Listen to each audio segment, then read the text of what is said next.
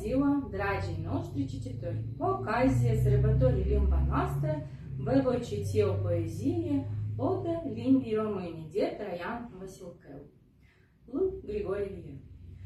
Maică sfântă și mireasă, dintre neamuri cel mai neam, am o limbă prea frumoasă și un dar mai mare n-am.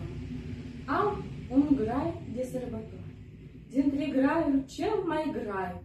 Dacă n-ai un grai sub soare, tu nici patrie nu ai.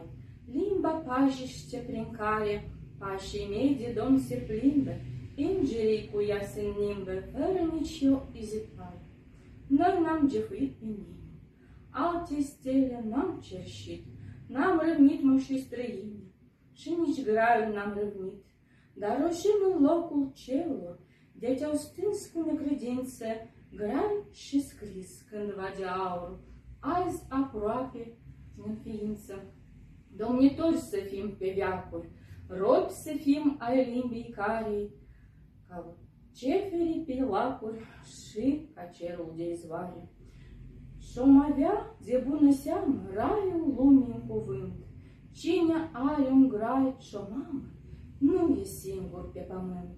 Nu e singur cel ce cântă și de înțeles ușor, poate nu de țări 100, dar de unicui popor. Bogăția mea de mii, fără lar și arginți, graia noastră de șnicire, zestre alesă din părinți.